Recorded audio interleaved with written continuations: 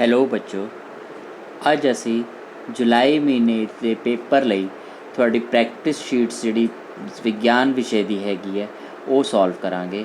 ਇਸ ਲਈ ਸਭ ਤੋਂ ਪਹਿਲੇ ਅਸੀਂ ਪਾਰਟ ਪਹਿਲੇ ਭੋਜਨ ਦੀ ਵਰਕਸ਼ੀਟਾਂ ਨੂੰ ਸੋਲਵ ਕਰਕੇ ਦੇਖਾਂਗੇ। ਚਲੋ ਬੱਚੋ, ਆਪਾਂ ਦੇਖਦੇ ਹਾਂ ਕਿ ਇਹ ਪਾਰਟ ਦੀ ਪਹਿਲੇ ਪ੍ਰਸ਼ਨ ਕੀ ਹੈ। ਗਰੀਮਾ ਨੇ ਕਰਨ ਨੂੰ ਪੁੱਛਿਆ ਕਿ ਮੁਰਗੇ ਦੀ ਕੜੀ ਵਿੱਚ ਕਿਹੜਾ ਪਦਾਰਥ ਨਹੀਂ ਵਰਤਿਆ ਜਾਂਦਾ। ਦੇਖ, ਪਹਿਲੀ ਆਪਸ਼ਨ ਹੈ ਕਿ ਮੁਰਗਾ, ਮਸਾਲੇ, ਤੀਸਰੀ ਤੇਲ ਅਤੇ ਕੱਦੂ। ਆਪਾਂ ਨੂੰ ਪਤਾ ਲੱਗ ਹੀ ਰਿਹਾ ਬੇਟੇ ਕਿ ਕਿਹੜੀ ਆਪਸ਼ਨ ਇਹਦੇ ਲਈ ਉਪਯੁਕਤ ਹੈ। ਕੱਦੂ ਨੂੰ ਨਹੀਂ ਵਰਤਿਆ ਜਾਂਦਾ। ਦੂਜਾ ਪ੍ਰਸ਼ਨ, ਸਮੀਰ ਅਤੇ ਕਰਨ ਸਰਬ ਆਹਾਰੀ ਜੰਤੂਆਂ ਬਾਰੇ ਚਰਚਾ ਕਰ ਰਹੇ ਹਨ। ਸਮੀਰ ਨੇ ਕਰਨ ਨੂੰ ਪੁੱਛਿਆ ਕਿ ਹੇਠ ਲਿਖੇ ਵਿੱਚੋਂ ਕਿਹੜੇ ਜੰਤੂ ਸਰਬ ਆਹਾਰੀ ਨਹੀਂ ਹੈ। ਤੁਹਾਡੇ ਹਿਸਾਬ ਨਾਲ ਕਰਨ ਨੇ ਕੀ ਉੱਤਰ ਦਿੱਤਾ ਹੋਵੇਗਾ। ਬੱਚੋ, ਆਪਾਂ ਨੂੰ ਪਤਾ ਹੋਣਾ ਚਾਹੀਦਾ ਕਿ ਸਰਬ-ਆਹਾਰੀ ਕੌਣ ਹੁੰਦੇ ਆ। ਸਰਬ-ਆਹਾਰੀ ਹੁੰਦੇ ਆ ਜਿਹੜੇ ਸ਼ਾਕਾਹਾਰੀ ਅਤੇ ਮਾਸਾਹਾਰੀ ਦੋਨੋਂ ਤਰ੍ਹਾਂ ਦੇ ਭੋਜਨ ਖਾਂਦੇ ਹੈ। ਅਤੇ ਇਸ ਦੇ ਵਿੱਚ ਆਪਸ਼ਨਾਂ ਦੇ ਵਿੱਚ ਦੇਖੋ, ਪਹਿਲਾ ਹੈਗਾ ਚੀਤਾ, ਦੂਸਰਾ ਮਨੁੱਖ, ਤੀਸਰਾ ਭਾਲੂ ਅਤੇ ਚੌਥਾ ਹੈਗਾ ਕਾਕਰੋਚ। ਆਪਾਂ ਨੂੰ ਪਤਾ ਹੈ ਮਨੁੱਖ ਹੀ ਕਿਸ ਤਰ੍ਹਾਂ ਦਾ ਹੈਗਾ ਜਿਹੜਾ ਸਰਬ-ਆਹਾਰੀ ਹੈਗਾ, ਇਸ ਲਈ ਇਹਦੀ ਆਪਸ਼ਨ ਦਾ ਉੱਤਰ ਹੈਗਾ ਮਨੁੱਖ। ਦੂਸਰੀ ਆਪਸ਼ਨ ਸਹੀ ਹੈ।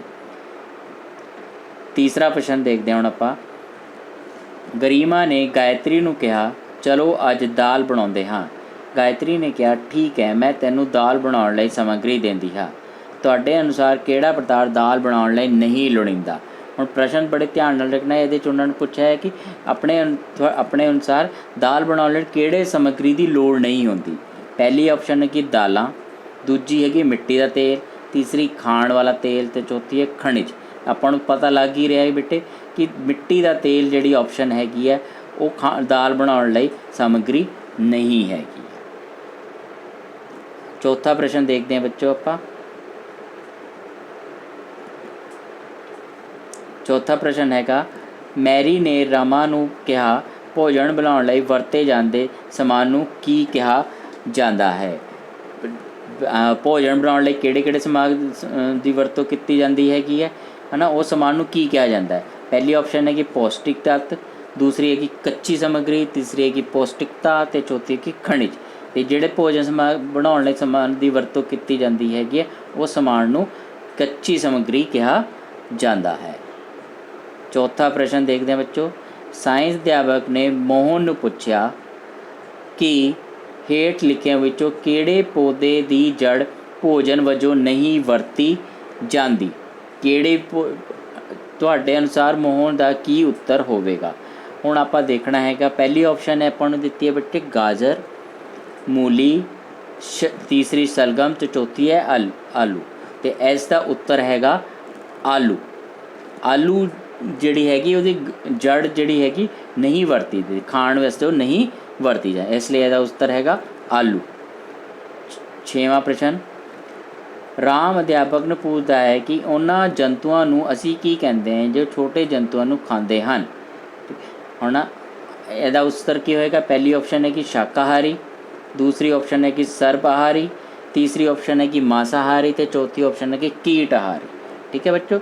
ਦੇਖੋ, ਪਹਿਲੀ ਆਪਸ਼ਨ ਹੈ ਸ਼ਾਕਾਹਾਰੀ ਮਤਲਬ ਜਿਹੜੀ ਵੈਜੀਟੇਰੀਅਨਸ ਹੁੰਦੇ, ਸਰਬ-ਆਹਾਰੀ ਜਿਹੜੇ ਸਬਜ਼ੀਆਂ ਅਤੇ ਮਾਂਸ ਆਦਿ ਖਾਂਦੇ, ਮਾਸਾਹਾਰੀ ਜਿਹੜੇ ਕਿ ਇਕੱਲੇ ਮਾਂਸ ਖਾਂਦੇ। ਅਤੇ ਪ੍ਰਸ਼ਨ ਸੀਗਾ ਕਿ ਛੋਟੇ ਜੰਤੂਆਂ ਨੂੰ ਕੌਣ ਖਾਂਦੇ। ਜਿਹੜੇ ਚੀਜ਼ਾਂ ਵੱਡੀ ਚੀਜ਼ਾਂ ਖਾਂਦੇ, ਛੋਟੇ ਜੰਤੂਆਂ ਨੂੰ ਖਾਂਦੇ, ਉਹਨਾਂ ਨੂੰ ਕੀ ਕਿਹਾ ਜਾਂਦਾ ਹੈ, ਕੀਟਾਹਾਰੀ। ਛੋਟੇ ਕੀਟਾਂ ਨੂੰ ਖਾਣ ਵਾਲੇ ਨੂੰ ਕੀਟਾਹਾਰੀ ਕਿਹਾ ਜਾਂਦਾ ਹੈ। ਸੱਤਵਾਂ ਪ੍ਰਸ਼ਨ, ਅਸੀਂ ਸਾਰੇ ਹੀ ਮਿੱਠੇ ਪਦਾਰਥ ਪਸੰਦ ਕਰਦੇ ਹਨ ਜੋ ਕਿ ਖੰਡ ਤੋਂ ਬਣਦੇ ਹਨ। ਕੀ ਤੁਸੀਂ ਦੱਸ ਸਕਦੇ ਹੋ ਕਿ ਗੰਨੇ ਦਾ ਕਿਹੜਾ ਭਾਗ ਖੰਡ ਬਣਾਉਣ ਲਈ ਵਰਤਿਆ ਜਾਂਦਾ ਹੈਗਾ। ਕਿਹੜਾ ਹੋਏਗਾ ਬੱਚੋ। ਗੰਨੇ ਦਾ ਕਿਹੜਾ ਭਾਗ ਖੰਡ ਬਣਾਉਣ ਲਈ ਵਰਤਿਆ ਜਾਂਦਾ। ਗੰਨੇ ਦਾ ਤਣਾ ਭਾਗ ਜਿਹੜਾ ਹੈਗਾ ਖੰਡ ਬਣਾਉਣ ਲਈ ਵਰਤਿਆ ਜਾਂਦਾ ਹੈ। ਅਗਲਾ ਪ੍ਰਸ਼ਨ ਹੈਗਾ ਆਪਣਾ 8ਵਾਂ ਪ੍ਰਸ਼ਨ, ਫੁੱਲਾਂ ਦੇ ਰਸ ਨੂੰ ਸ਼ਹਿਦ ਵਿੱਚ ਕਿਹੜਾ ਜੀਵ ਬਦਲਦਾ ਹੈ। ਫੁੱਲਾਂ ਦੇ ਰਸ ਨੂੰ ਸ਼ਹਿਦ ਵਿੱਚ ਕਿਹੜਾ ਜੀਵ ਬਦਲਦਾ। ਪਹਿਲੀ ਆਪਸ਼ਨ ਹੈਗੀ ਮਧੂਮੱਖੀ, ਕੀੜੀਆਂ ਤਾਂ ਕੋਈ ਰਸ ਬਣਾਉਂਦੀ ਨਹੀਂ ਹੈਗੀ, ਤਿਤਲੀਆਂ ਵੀ ਨਹੀਂ ਬਣਾਉਂਦੀ ਰਸ, ਅਤੇ ਹੈ ਨਾ ਘਾਹ ਦਾ ਟਿੱਡਾ ਵੀ ਨਾ, ਇਸ ਲਈ ਇਹਦਾ ਉੱਤਰ ਹੋਏਗਾ ਮਧੂਮੱਖੀ। पहला ऑप्शन ही सही है।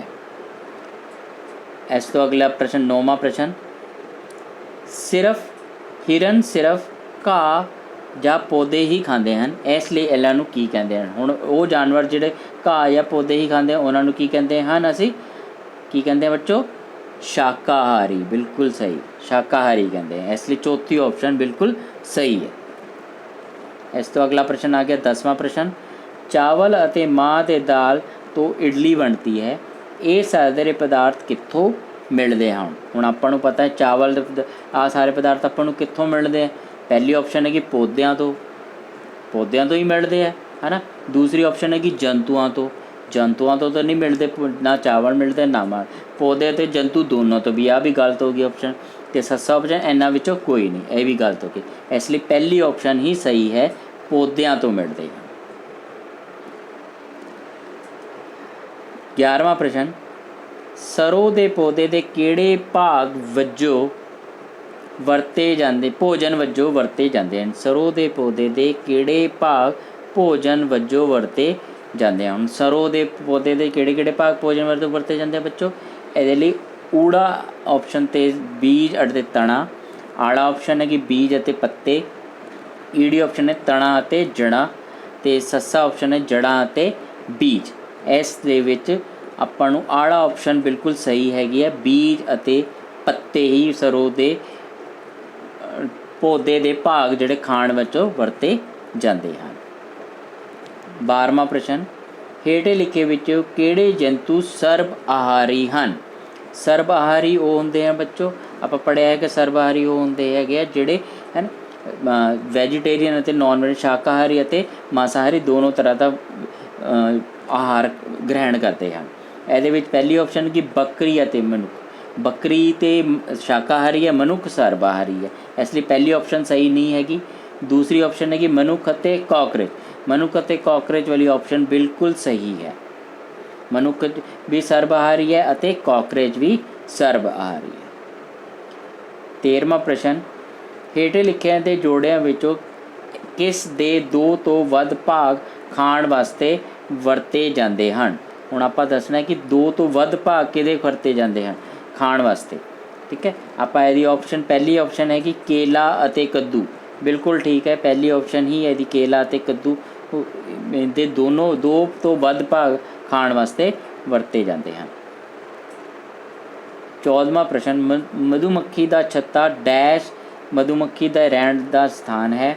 ਆੜਾ ਫੁੱਲਾਂ ਦੇ ਰਸ ਰੱਖਣ ਦਾ ਸਥਾਨ ਹੈ, ਈੜੀ ਊੜਾ ਅਤੇ ਆੜਾ ਦੋਵੋ, ਸੱਸਾ ਕੋਈ ਵੀ ਨਹੀਂ। ਠੀਕ, ਇਹਨਾਂ ਦੇ ਵਿੱਚੋਂ ਦੇਖੋ ਬੱਚੋ, ਮਧੂਮੱਖੀ ਦੇ ਦੋਨੋਂ ਊੜਾ ਅਤੇ ਈੜੀ ऑप्शन ਬਿਲਕੁਲ ਸਹੀ ਹੈ। ਮਧੂਮੱਖੀ ਦਾ ਜਿਹੜਾ ਛੱਤਾ ਹੈਗਾ, ਮਧੂਮੱਖੀ ਦੇ ਰਹਿਣ ਦਾ ਸਥਾਨ ਵੀ ਹੈਗਾ, ਫੁੱਲਾਂ 'ਤੇ ਰਸ ਰੱਖਣ ਦਾ ਸਥਾਨ ਵੀ ਹੈਗਾ, ਇਸ ਲਈ ਈੜੀ ऑप्शन ਬਿਲਕੁਲ ਸਹੀ ਹੈ। 15ਵਾਂ ਪ੍ਰਸ਼ਨ ਲਾਸਟ ਪ੍ਰਸ਼ਨ ਹੈਗਾ ਇਸ ਪਾਰਟ ਦੇ ਵਿੱਚੋਂ, ਪ੍ਰੈਕਟਿਸ ਸ਼ੀਟ ਦੇ ਵਿੱਚ ਲਾਸਟ ਪ੍ਰਸ਼ਨ ਹੈਗਾ ਹੈ, ਹੇਠੇ ਲਿਖੇ ਵਿੱਚੋਂ ਕਿਹੜੇ ਜੀਵਾਂ ਨੂੰ ਭੋਜਨ ਬਣਾਉਣ ਲਈ ਸੂਰਜ ਦੀ ਰੋਸ਼ਨੀ ਚਾਹੀਦੀ ਹੈ? ਹੁਣ ਆਪਾਂ ਨੂੰ ਪਤਾ ਹੈ ਕਿ ਸੂਰਜ ਦੀ ਰੋਸ਼ਨੀ ਕਾਹਦੇ ਲਈ ਚਾਹੀਦੀ ਹੁੰਦੀ ਹੈ? ਸੂਰਜ ਦੀ ਰੋਸ਼ਨੀ ਆਪਾਂ ਨੂੰ ਪ੍ਰਕਾਸ਼ ਸੰਸ਼ਲੇਸ਼ਣ ਕਿਰਿਆ ਲਈ ਚਾਹੀਦੀ ਹੁੰਦੀ ਹੈਗੀ। ਹੁਣ ਭੋਜਨ ਕੌਣ ਬਣਾਉਂਦਾ? ਬਿੱਲੀ ਤੇ ਭੋਜਨ ਬਣਾਉਂਦੀ ਨਹੀਂ ਹੈਗੀ। ਆੜਾ ऑप्शन ਡੱਡੂ, ਉਹ ਵੀ ਨਹੀਂ ਕੋਈ ਭੋਜਨ ਬਣਾਉਂਦਾ, ਸੱਪ ਵੀ ਨਹੀਂ ਬਣਾਉਂਦਾ, ਆਹ ਸਾਰੇ ਜੰਤੂ ਹੈ। ਅਤੇ ਸੱਸਾ ऑप्शन ਹੈਗਾ ਨਾਰੀਅਲ ਦਾ ਪੌਦਾ, ਜਿਹੜਾ ਕਿ ਸਹੀ ਹੈ, ਇਹੀ ਭੋਜਨ ਬਣਾਉਂਦਾ ਹੈ ਅਤੇ ਇਸ ਨੂੰ ਹੀ ਕਿਹਦੀ ਲੋੜ ਪੈਂਦੀ ਹੈ? ਸੂਰਜ ਦੀ ਰੋਸ਼ਨੀ ਦੀ ਲੋੜ ਪੈਂਦੀ ਹੈ। ਇਸ ਤਰ੍ਹਾਂ ਬੱਚੋ ਆ ਪਹਿਲੇ ਪਾਰਟ ਦੇ ਕੁਝ ਪ੍ਰਸ਼ਨ ਸੀਗੇ ਜਿਹੜੇ ਕਿ ਪ੍ਰੈਕਟਿਸ ਸ਼ੀਟ ਵਿੱਚ ਤੁਹਾਨੂੰ ਦਿੱਤੇ ਗਏ ਸੀਗੇ। ਦੂਸਰੇ ਪ੍ਰੈਕਟਿਸ ਸ਼ੀਟ ਦੀ ਵੀਡੀਓ ਵੀ ਤੁਹਾਨੂੰ ਜਲਦ ਬਣਾ ਕੇ ਭੇਜੀ ਜਾਏਗੀ। ਜਦ ਤੱਕ ਇਹਨਾਂ ਪ੍ਰਸ਼ਨਾਂ ਨੂੰ ਤੁਸੀਂ ਧਿਆਨ ਨਾਲ ਸੁਣੋ ਅਤੇ ਸਮਝੋ। Thanks for watching. Thank you.